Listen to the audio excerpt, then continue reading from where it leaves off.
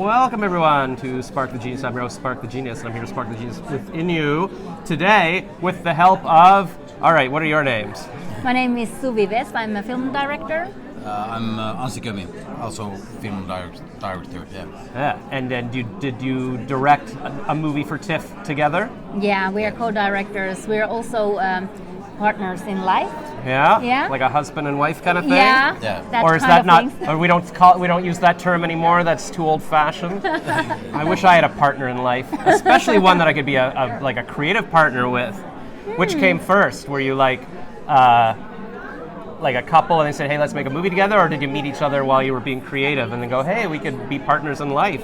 Yeah, actually, I was making this comedy series. I was showrunning that with my friend, and he was editor of the series. Oh. Yeah, and it was like it's like a crazy show, and I was doing crazy stuff, and then he thought that, I would like to have that kind of mother to my children. Yes. Wow. So you were acting in it?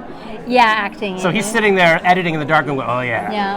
I'm going to marry this girl. we were editing it together because she was running the show. Oh, right. Wow. So that's interesting because normally women want a guy that's taking it, but she was in control, and you're just like, all right, I'll help you with anything. Yeah. I should become an editor. That's the most intimate place, is the editing room ever. Yeah, you have to make sure that if you're gonna spend there many months with somebody, you have to like them. you have to actually love that person. Wow. So make sure that you spend that time with like a great person. Yeah, choose wisely. Yeah. All right. So yeah, for both editing and partner in life, you're stuck with them for a long Yeah, time. yeah, exactly. That's amazing. So were either of you directors before, or then you decided, hey, let's start directing some stuff? Yeah, well, I was already a director. Right, you're and- director, actor, writer. Yeah. Yeah. And he was back that time he was an editor and a cinematographer. Oh. And now he's also director Yeah, and later actor. on, we did separate projects. I was directing for TV and for a long time, for a while, and Oh my we God. did this together films maybe 8 years or so. Yeah. Together the 10 years. movies. Yeah. Wow. If you ever break up, now you're screwed because it's your business as well, kind of thing. So Yeah. got to be nice to each other. But I guess it's a chance worth taking. I'm alone and have nothing, like no business, no wife. So it's like, what am I? Yeah. All right. This is good. What country are you from? From Finland, where actually I am from Samiland, but it's not like an independent country. It's occupied by Finland, Norway, Russia, and Sweden. But so we are officially Finnish citizens. Samiland? Samiland. Stami? Stapmi? Sami. Sami. Samiland. Sami. I'm a Sami. I'm indigenous You're- Sami, and Wow. he's a Finn. I'm Finn. Yeah. This is so cool. I've never even heard of Samiland. So I'm learning something new today. It's in the Arctic region. Wow, so it's cold. It's cold, yeah. All right, well maybe. And we live there. Yeah. Up in there. Does that get lonely or is it cozy? It's cozy. It's cozy. We love it. It's because I'm a hermit, so Right, you don't want to be around people. well, not that often. No, yeah, when but you have to. You come here and then you get away. Yeah. I come here and I enjoy, but Wow. yeah. And It's good to have. We have a workroom in capital of Finland, Helsinki, also. So Yeah. we have the both sides. We get a little bit city, a little bit oh, perfect. silence. Do they need people in Finland? Could I just move there and be like, I'm going to come and do my podcast and live there? I think so. You can do that. All right, I'll try that. Try that way. Yeah. What language do you? Is it Finnish? Is that a language? Yeah, the Finnish is the language. It's, All right. it's a language, but I also speak Sami language. That's even smaller. Like Yeah, how many? yeah. Like 10 people who speak Sami Well, language? something. Wow. I think the people.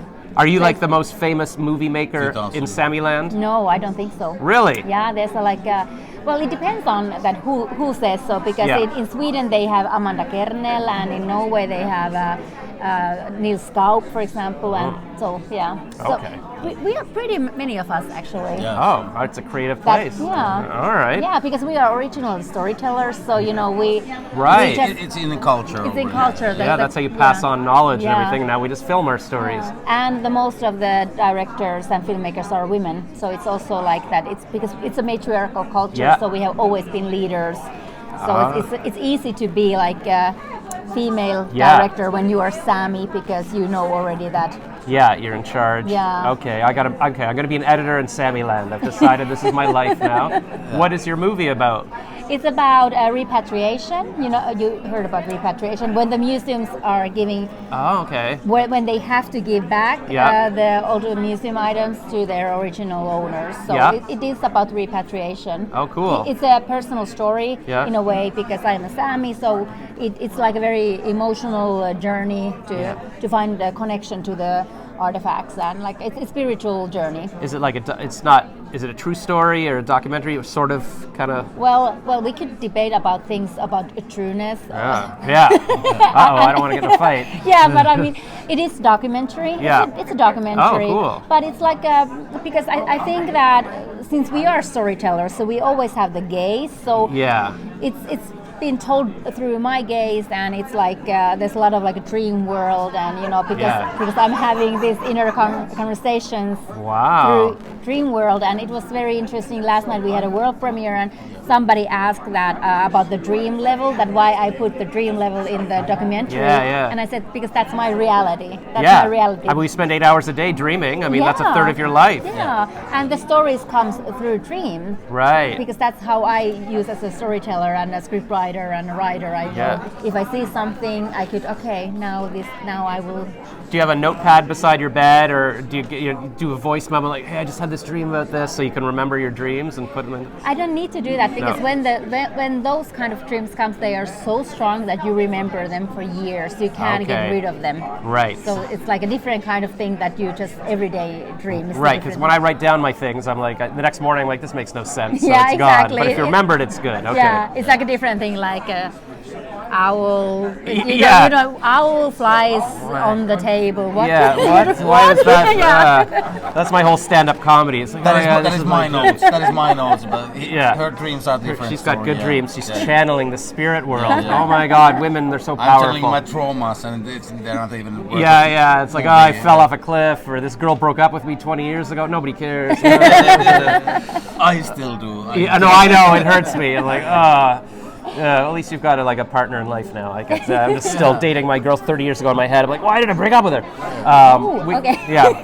Anyway, thank you for the free therapy session here. But we're talking about your movie, I guess. I think this is more interesting for us. So. Yeah. Well, that's what my interviews. Like, we just get on these weird tangents, and then yesterday the South African director, we were talking about, we were talking about giving childbirth, and he was saying, I heard this story, like in the ancient times, to show men what it was like to have a baby, they would strap a guy up and then pull his parts down, and he's like, but we're off topic. I'm like, this has nothing to do with the movie, but this is more interesting to me. I'm like, that's fine. I just like having discussions. Yeah, I'm open to talk about the ex relationships, Okay, good. Because I also see those kind of dreams, lots of my exes comes to my dream too. They're so deep, it feels real. I can see her face, but I haven't seen that girl for 10 years, and I know she's married with kids now, and I'm like, what are you doing in here? But maybe it's my body's way of saying, no, you were supposed to be with her, like that was, or maybe I just need a new girlfriend to think about so I can get rid of the other ones from my dreams. I don't know. Oh, okay, but this is something this is like a powerful story that you have. Yeah. It's a story. It's a story. Tony Robbins always says, these are stories you tell yourself. Nothing's real. You can tell yourself a different story. Like it was meant to be, and you've got a new path, and you wouldn't be doing this interview with the crazy Finnish people if you were still with that woman or something. So everything's got its purpose. Do you wish that she will listen this interview? Yeah. And do you think that she do that? And do you think that she could say that do you want to tell the message to her that you were love of my life and I was supposed to be with you?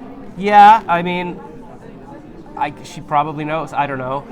But yeah, if she's hearing that, but I feel bad because what's that going to do? Because I think there's a window of time. Like for guys and for me, I'm like, why can't we just get back together? But there was a window of time when, we were going to build a family and have kids and whatever. And now, she's got her kids, she's got her husband.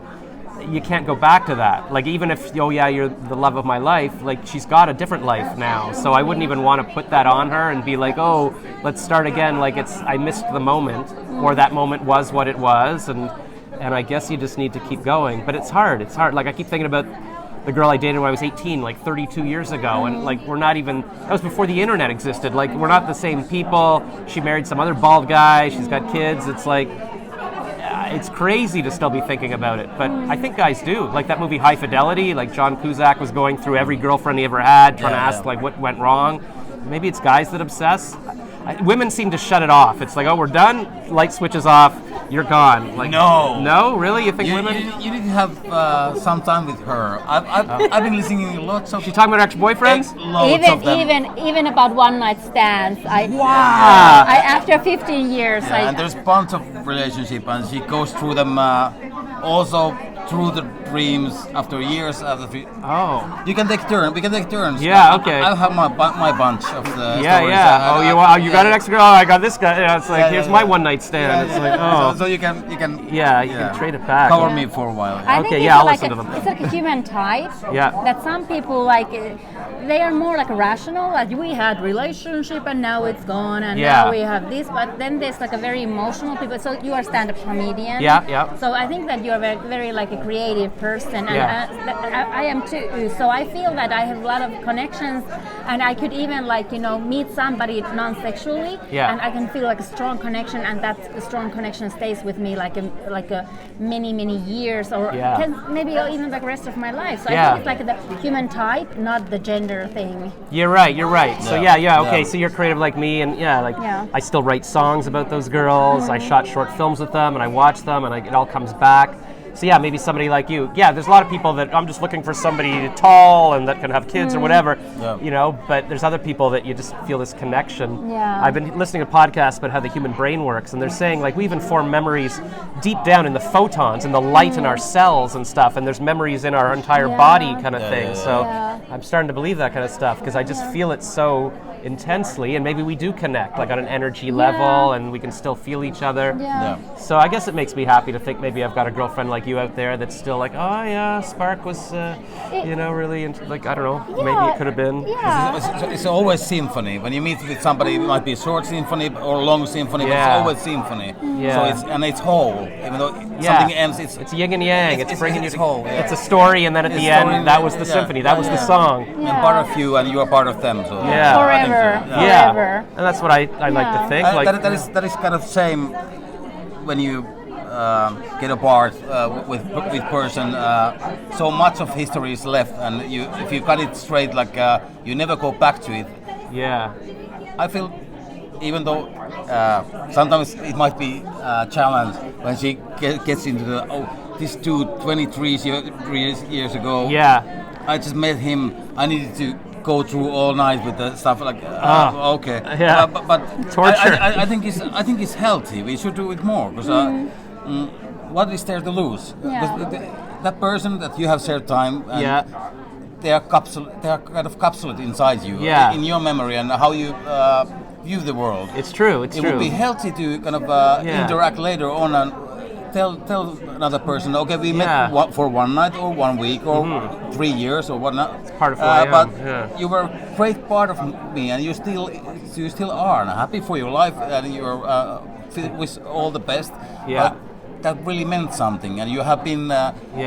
You have been with me during the rest of the journey. So that's true. So maybe we should appreciate it more. All right, I'll appreciate that. It's all parts of my brain, and if my ex-girlfriends are watching, I love you. Thank you. Sorry for and being if my an ex-boyfriends and one-night stands are watching, I love you too so much. I'm sure they are. The guys are all stalking your social. And same to him. Yeah, if you've got some ex-girlfriends. I love most of you also. The ones that you know who you are. That it's like, maybe not the best idea. Wow, I wish the best. Finland, I can't be that big. You probably must bump into exes all the time. Yeah, we do that all the time. Yeah, and you're all the time. Wow, okay. Is it like Iceland where they've got an app so you can see if you're related to somebody, so you shouldn't date them? Like, is it no, that? But that's a good idea. That is a good idea. We need that. Maybe I should go to Finland. Do you think Finland women would like me? They'd be like, oh, you're a little creative weirdo. I bet. He thinks so. Okay, so we're not going to listen to you. No, I would say it's not about the Finnish thing. Yeah, it's more like the creative people. I gotta find those people. But not all the creative people likes to hang around with other creative. That's true so too. So what are you actually looking for? Do you want somebody to be like equal partner in a creative field, or do you want actually that somebody would support you to be the biggest star? That's the question. I remember because I had this friend. He passed away for cancer, but he was a director, Phil Cates, and we shot commercials together. Then we shot some short films, and he met this girl. And I'm like, oh, but she's not he's like, no, you don't need another creative person like us. She's just a nice girl. She supports you. She's there to make you feel good. But I know other people. I went to a brunch today run by this woman, Naomi. It started this organization called Firecracker Department. It's all empowered creative women. And her husband was there. He actually shot a movie where Matt played me in the movie anyways. And he's like, I'm the husband, I'm here. And I'm like, so they're both actors and improvisers.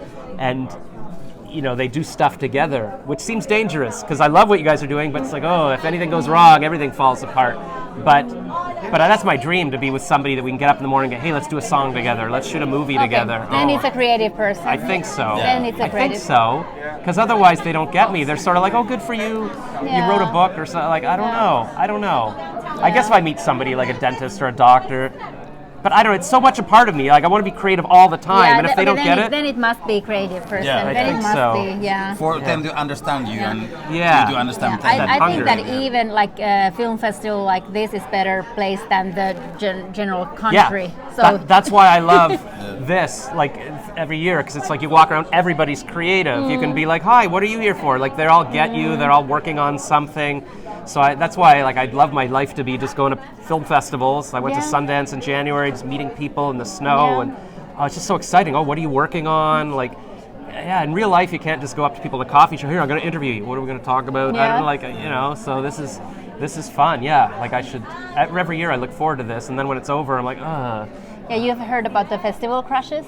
Oh, is that what it is? Like at the end, post whatever, they feel bad? No. In each festival... crushes? Crushes. Oh, I thought you said crashes, like you crash at the end of it. No. Oh, festival crushes? Tell me more about this, So each festival you have like a festival crush, and it could be like a sexual or platonic, but it's like, you just start to hang around with somebody and you always go, and it could be like, like non-sexual thing. Yeah, just texting, hey, let's go to this thing. Yeah, where are you? And when you go to some kind of a cocktail event, you always find yourself from next to that person, and you just like, contacting a connection. What I want, a little buddy. So I gotta find the one that or couple who you have more than superficial contact with in the yeah. Stop going for the sexy people. Go for the. But just some kind of that's like the thing. a mental connection. A mental connection. Yeah, because some people you meet and it's like a struggle to talk to them, but other people you sit down and just instantly boom, boom, boom, boom. You can talk for an hour and it feels like it's not work and you're learning things together.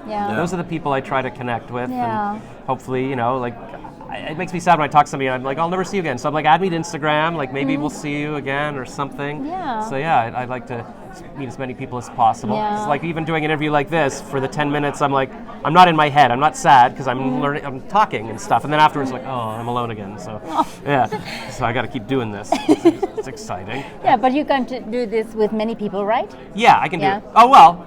Yeah, but some people are more fun to talk to than others. You guys are good. I could see, we should do a weekly show where I check in with you guys and we talk about our dream of the week or whatever. Or our ex-boyfriend of the week or whatever it is. Ex of the week. Ex of the week. I like that. I'm going to start digging them up because everybody would love to hear that. Let's pick up the dirty alarm. Because there's all these podcasts and there's a TikTok called Meet Cute, and he stalks people on the street like, how did you guys meet? Oh, we met 50 years ago. And I want to hear about the ex-boyfriends. They are more interesting thing than the current and that's the pain. I don't want to hear about your current stupid love story. I want to exactly. the ones that got away. We should do a podcast about that. We can have a guest each week. Tell us about who you're still obsessed with. And how did you fuck up? Exactly. And then I recommend always that we will call that person and start to go through that. What really happened? What happened? Get the other side. Yeah, they probably appreciate it. No, it was you. No, it was you. No, it was you. How did you F up? I was in Europe 30 years ago when I was 20. Yeah. And I met, I was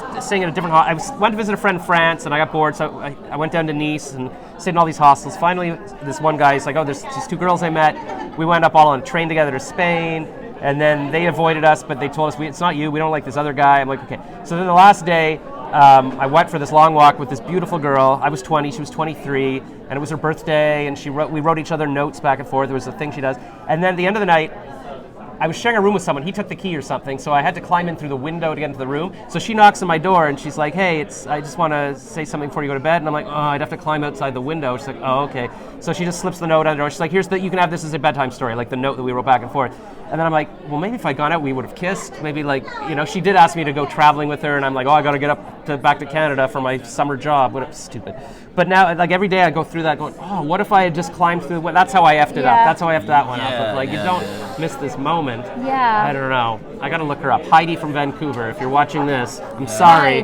Heidi from please. Vancouver. It was before the internet, so I got to look up my old photos, see if I wrote her last name on a photo. But yeah, I've got a lot of oh God. Anyway, well, we're gonna make a Finnish movie about it. Oh, that could be a documentary. We go around all the Samiland people, tell us about your ex-boyfriends or the Finnish people. Yeah. And then we expand out to the world. It could be also your autobiographical film. That's true. It could just be me. Yeah. You going through all these things. Oh my God! Yeah, me just looking at it, showing you on Facebook every person, going, "This is how I effed that one up," and we go to like psychologists and like, "What can we learn from this?" And then maybe interview somebody about their ex. Yeah, it could be and like the a whole name thing. of the documentary is eventually it was all about Heidi. Oh God! Oh, that's good. Yeah, it was all about Heidi. Yeah, it was that was that Ben Affleck movie, Chasing Amy. Like I think Amy was the one that got away, and he's always talking about chasing Amy. Yeah. So I guess it's my Heidi. Yeah. Or Sarah. Yeah. Or a lot of them were named Jen. Yeah. The last three were Jen. Oh. You can change the title. We could be. It's flexible. Yeah. The sequel could be, it's all about Jen. It's like, well, I thought it was all about Heidi. Well, we're moving on this week. Whoever's watching, whoever hasn't blocked me on Facebook this week. Sounds good. Oh my God, this is painful. Have you done lots of other interviews at TIFF yet? Yeah, but this is totally a different level. Yeah. This is I'm sure you probably talked about your movie and the other ones. We have been talking about so much about movie. Yeah. And it's a little bit weird because, we are documentary filmmakers, but we are not focusing that much to like the heavy part of in life generally. So, this is more us. Yeah, that's good. I like that. I like to just bring out I don't know, it's like talk to people like real people and stuff. I remember I talked to this guy Gary Goetz at my first TIFF. He's Tom Hanks' business partner, so he's done all his movies with him. After 2 minutes on the red carpet, he's like, "You're interesting. We should hang out," or something. He hasn't replied to my email, so I don't know if he was serious. But yeah, like I like to just, I don't know, I just like to talk. Everybody's got a story, like as a documentary film, like you can go up to anybody, and if you just ask the right questions or have the right conversation, they open up, and it just makes the world so beautiful. Like I feel like if we all talk to each other, we wouldn't be fighting as much. It's easy to tweet. Like I read recently, like I was a podcast talking about how the mind works. Like the reason we hate each other so much is that we're supposed to be interacting. We're supposed to be feeling each other's energy. But if you're tweeting, you don't have any of that connection. You're just writing words, so you're just angry, and you're not even saying it's just. And you wouldn't do that if you would be there in person. Yeah. So then I've heard two ideas on that. It's like, it's not really them because it's on the internet, or maybe it is. That's what they would do if they could, but in real life, you might get hit in the face. So is it the real them or is it not the real them at all? I don't know, but it's just not good anyways. I like to be around people for sure.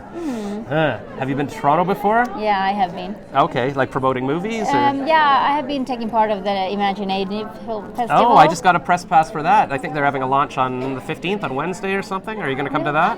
Are you gone already? I have to ask my publicist about those things. All right, we'll talk to Rye. Yeah. And you can come with me. We'll interview people at that. Okay. Look, I've got a documentary. Maybe I have some exes there too. Yeah, I was going to say. Yeah, you've been to Toronto before. I'll bet you've got some exes floating around. There's some tension here, but that's fine. I'm just kidding. I don't know if it would make me happy to hear my girlfriend talk about my ex, like be like, like it'd be exciting in a way, like, oh wow, but now I've got you. But in a way, I'd be like, ugh, you've been with other people. Oh, it just makes me sick. I don't know. No, we have very we talk very openly about things. It goes in both directions, and you got weapons, and you can mutually assured destruction. Use later. Yeah, exactly. Oh my gosh. Well, that's great. And I don't know. And then what's your goal at TIFF, like with the movie? Are you trying to sell it so it gets? Yeah, you're promoting it. Yeah. When this is this like when this going to be? Oh well, out? You know what? If I do it like last year, it won't be out for 8 months. But I'm trying to stay on top of it now. So I want to be like, I'll get out tonight or tomorrow. So while it's hot, tonight. Okay, tonight 9. All right. I don't know if people are going to see that by then. Yeah. But okay, this will be the clip I put on Instagram like right after this interview, so it'll be like viral. So tonight at 9. 9:15. 15 past 9. Yeah. Scotiabank. Quarter after 9. Scotiabank Theatre in Toronto. Yeah, and it's been amazing to be here. We have got so many beautiful reviews. It makes me emotional even when we think about these things. That how much people have been like saying so warm things about the film. Oh my God. Yeah. That's It amazing. was excellent in POV magazine. Yeah. Oh, you gotta look at all these. Oh, Yeah. are these? It's not in this, Yeah. but it just came. Yeah. Yeah. But Check it eventually, out from but eventually, POV. It was good. eventually our goal is that since we are storytellers, Yeah. despite of the if we are like we do like different genres. Yeah. So documentary, fiction, TV.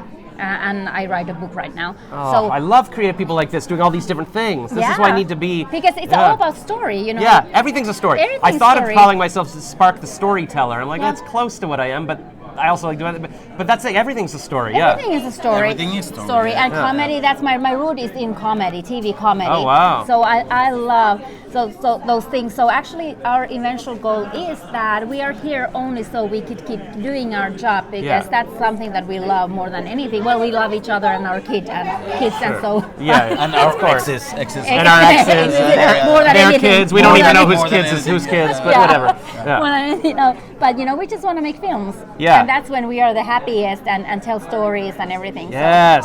And this Okay. TIFF is a huge thing. We have learned that. Yeah, it's a bit overwhelming. Yeah. It's a bit smaller this year, good, because Yeah. the celebrities are on strike and everything. Yeah. So, yeah, you have more time to focus on Yeah. finished films and whatever. Yeah, so that's yeah, good. Yeah. Cool. Well, that's awesome. And then, all right, you've inspired me to, I don't know what, I'll check in with you every week and about an ex, but also I'll be like, hey, I'm working on this. What are you working on? Because I just like accountability. I Yeah. feel lonely sitting on my laptop writing. It's like if I know somebody else is working, it makes me feel better. Yeah. So, but I great. could also say about the artistic and creative flow is it's amazing. Yeah, thing. yeah. Once you sit down and do it, you don't feel lonely. And like you just write, you're just shooting it. Yeah, it's Best amazing. thing. Yeah, it's like Gotta you know. flying, then you yeah. are not alone when you do that. That's true. You're with the creative Yeah, energy yeah, of the yeah, universe or yeah. something, Yeah. and you know people are getting that story out. Like they're going to Yeah. be seeing this. You're interacting with it.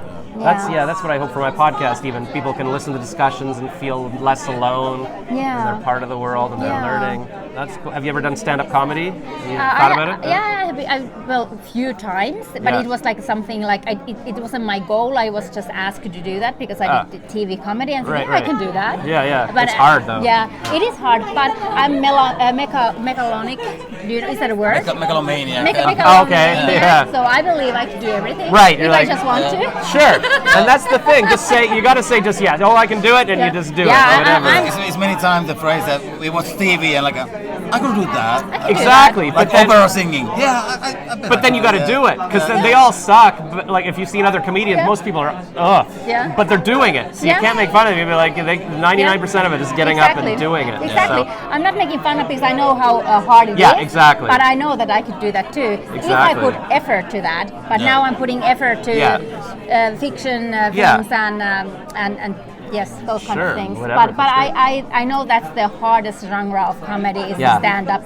You know, Yeah, stand up. So I've taken classes like over 3 years. I've been over and Yeah. over, and I'm like, keep going. Every time I get up or try to write a joke, this is so hard. It is, What and do I it's talk about? scary. Yeah, scary. It never gets better. It's always terrifying.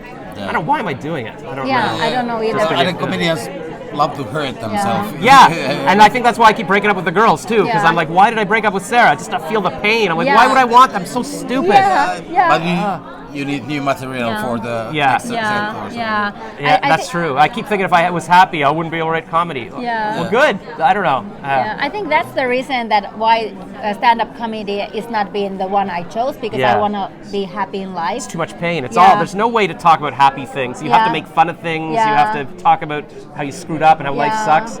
And you get the instant feedback from Yeah. the audience too. Yeah. It's like, Yeah, it's very painful. Like it's is. like, are they laughing? If they're not, you're like, oh my god, it's not like a play. They, oh yeah, everybody claps. A movie, Yeah. it's like yay. Yeah. But comedy, you know, you, I love to act. Acting is my love. Yeah. Craft, but that is safe because I'm behind the fourth role. wall. Yeah. Yeah, I'm in the role. In the role, it's a costume. Yeah, stand-up is supposed to be you. I'm listening to you. Knives doesn't hit me, but Yeah.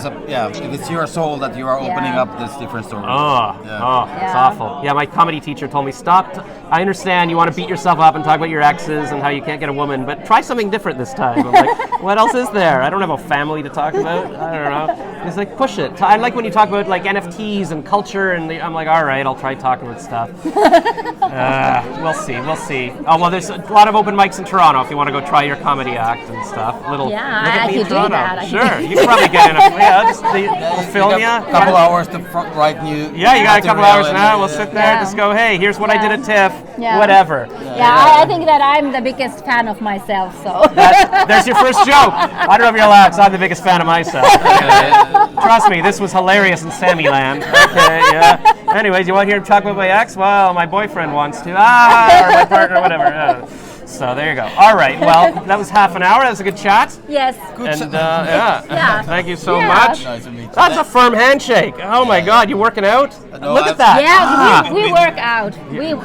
Clearly. Oh my work out. The God. stuff in the yard. We live in a small village. In Arctic Circle. You chopping wood? Like where do you work out? Yeah. We don't do those kind of things. Oh my. I go out, take my chainsaw, and figure out what to do in the yard. Yeah, you got to survive. Yeah. Oh my God. We All do right. that. I'll come be your little farmhand. I'll come there for a month. I'll write a screenplay. I'll chop some wood. Yeah. This will be good. I'll meet some Sammy Land ladies. You take the snowmobile, go to frozen lake to Yes. eat a little bit. And Oh, I'm going to be so woodsy. This is exciting. yeah. All right. Yeah, I was going to go to LA to be warm. I'm going to Sammy Land. All right. Finland. All right. Thanks. Bye for now. Bye.